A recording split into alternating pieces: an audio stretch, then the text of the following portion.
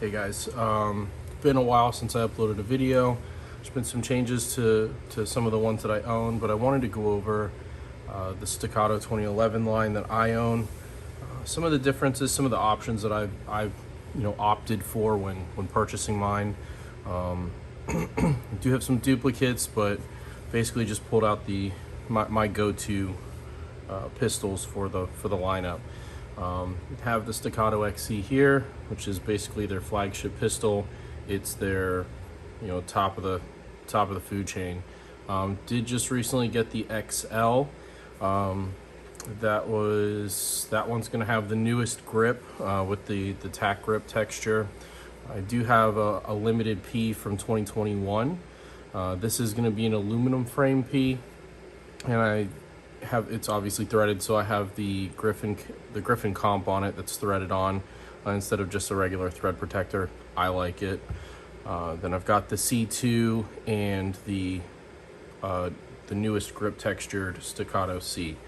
With these, the C2 I had sent back for a refinish, and I had them cut the slide on this one to match the other ones because I knew I was going to want everything with slide cuts. My C, the newest one, I ordered with the slide cuts, the flush or the crowned barrel, and the DLC. I did make sure to get DLC on all of mine.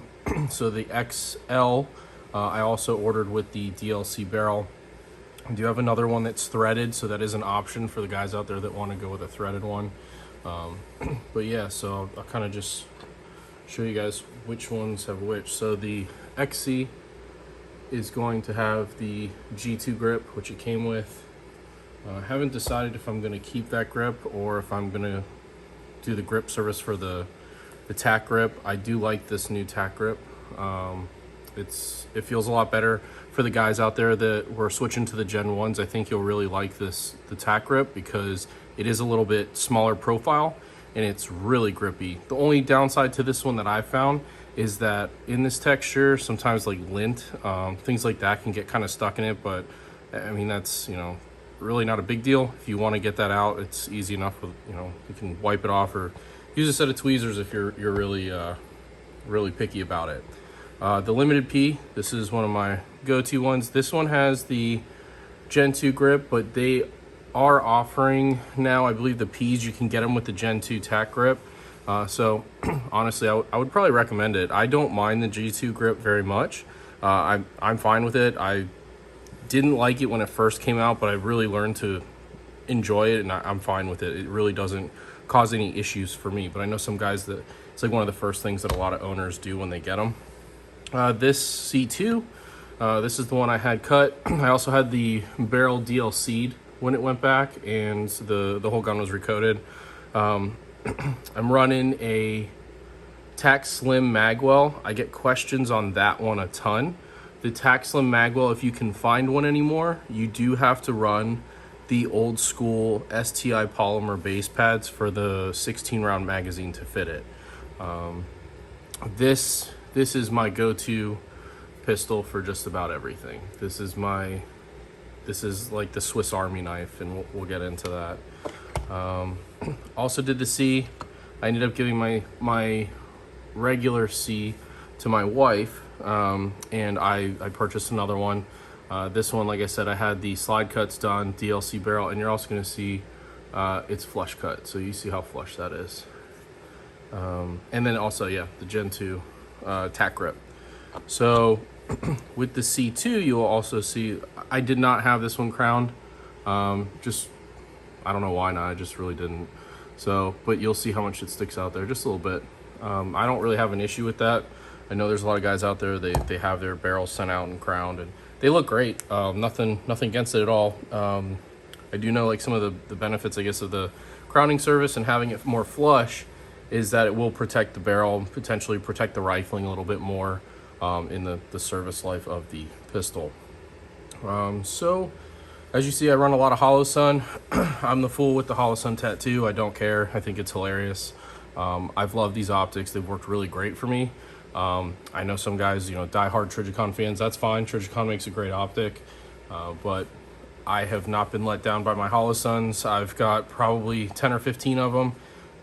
I've only had one die. It was a G2 Green Dot 507C. That one died on me on a range trip, actually on this P. Luckily enough, the local gun store that I go to, they went ahead and just replaced it for me. So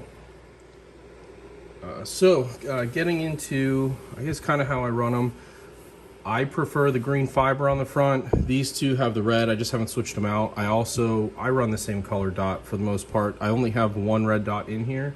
The C2 is the one that has a red dot on it because that's just what they had available at the time with, the pandemic, all that crap. Some of these optics were kind of hard to get a hold of. I will eventually switch it to a green dot. Every other one of my pistols here has the Holosun green dot on it. They've worked great. I like to be able to switch between just a small dot, or I can jump into that 32 MOA circle dot. I like that. I mean, some people, everyone has their preference. Some people don't like the bigger dot. I don't mind it for, a carry situation. A little bit more dot to pick up if my presentation isn't right. Also, I do like to run the Streamlight TLR 1s and the Streamlight TLR 7A Flex. Once again, I know a lot of people like to run the Surefires. Nothing against it. I've just always run the Streamlights, and I've never been let down. The TLR 7A, I think, is probably the absolute best option for a carry light, especially on this size pistol. It really doesn't add much weight or size. Same thing with the Holosun 507Ks. I'm able to present it and get my dot fast, so I like to keep my size down on anything that I'm carrying, everyday carry or concealed carrying. With the larger pistols, I don't mind, having the bigger light and the bigger dots, things like that, especially when it's like an outside the waistband situation. It's really no issue there. It's fine. So jumping into, I guess, my options, the things that I like. I love the C right here. I like to have it as slim as possible sometimes, so that grip really does help when you got something like tighter fitting shirts, things like that, and also how you carry it.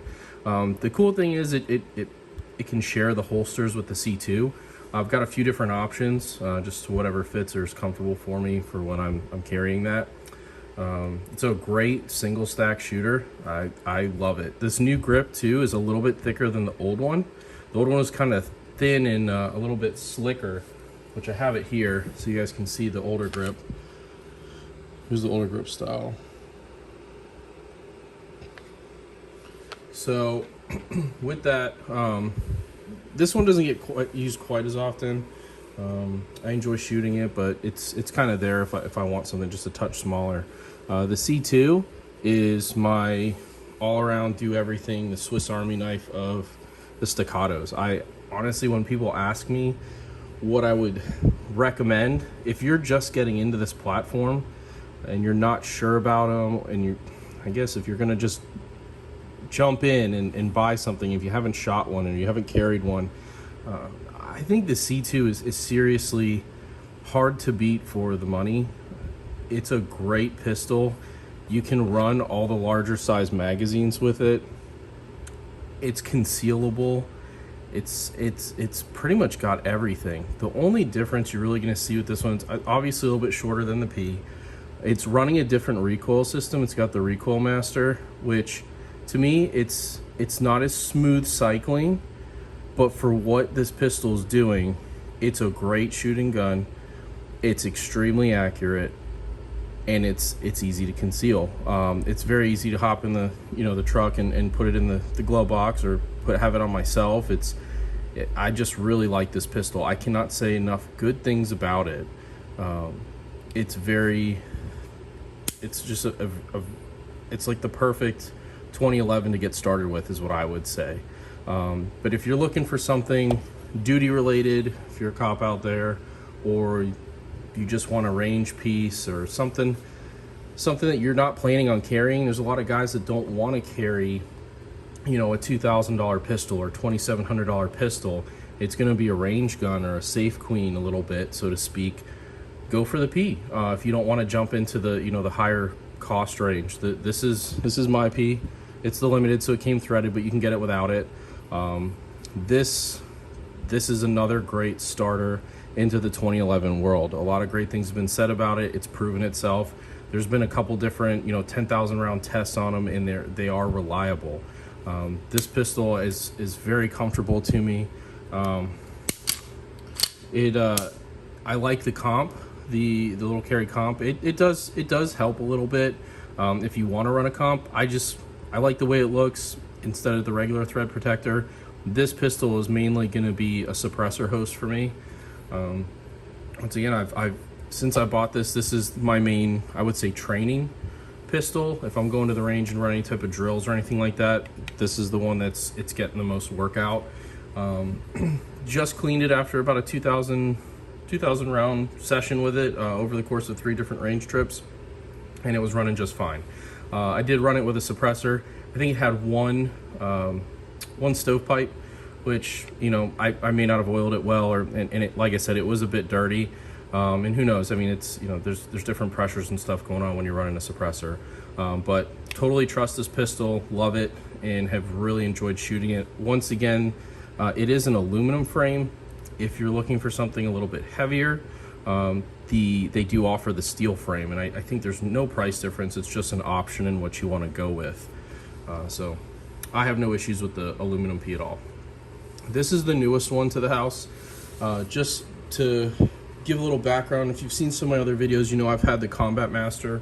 I've also had a DVC-3 gun, or quite a few of them, and shot the different types of DVC-3 guns that were out there. They had the, I would say it was the bushing barrel, and that had a couple bull barrels, and then the Combat Master was very similar. The Combat Master had almost a full dust cover.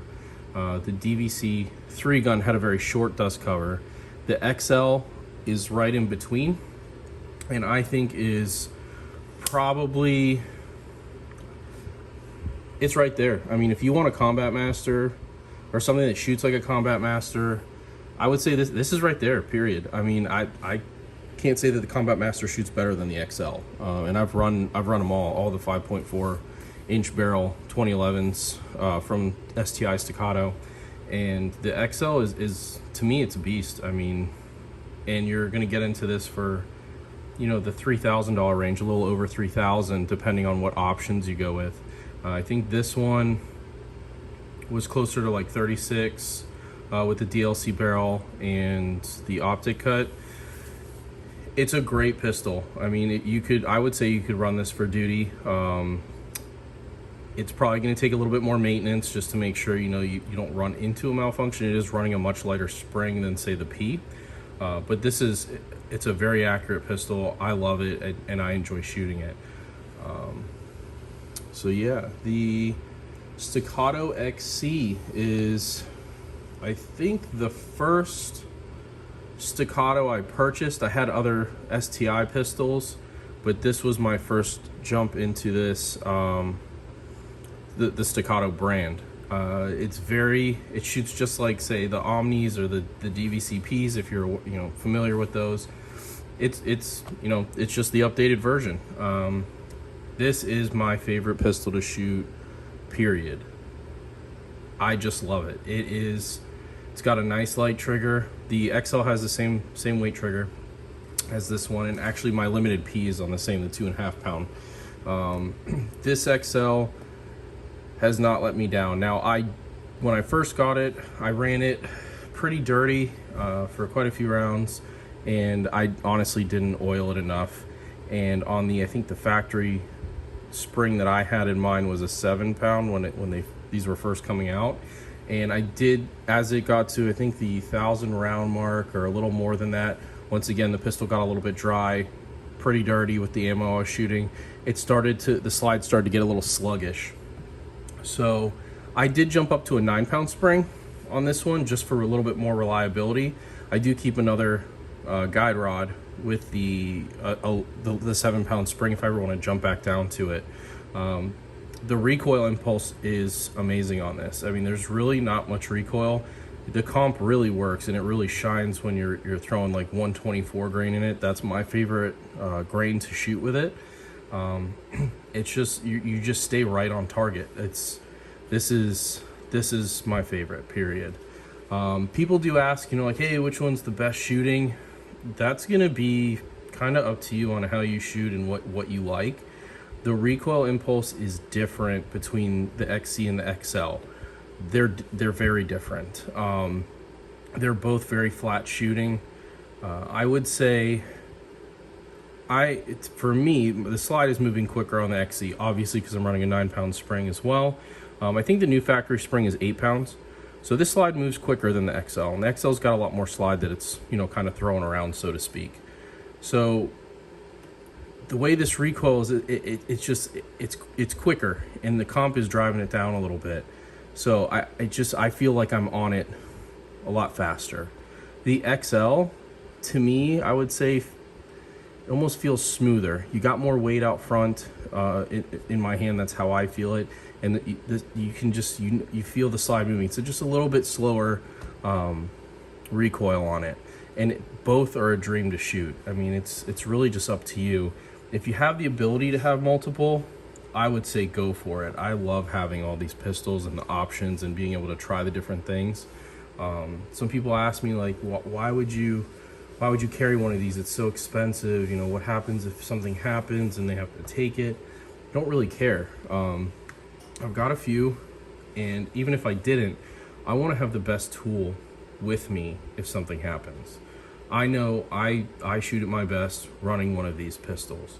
I also know, coming from a lot of striker fired pistols and things like that, it took some time to get used to this platform. I've shot this platform since I started shooting, but to get very efficient with it and to have it like second nature, you know, dropping the safety and getting the presentation right, I want to be able to, I'm just going to shoot that. That's what I'm shooting. Almost all of my pistol shooting is with one of these pistols. So everything is second nature. All the controls are the same. All the grips feel the same. This grip is not much different from the C2, it's just a little thinner. But the angles are the same. The controls are the same. The mag releases feel the same. Most of them use the same magazine. All my lights are pretty much the same. You're gonna see, I have my switches right here. Switches right here. It all is very intuitive to me. So I'm not switching between a bunch of different pistols. And that's another thing. You know, I like these, so I got rid of a lot of other things to have these pistols.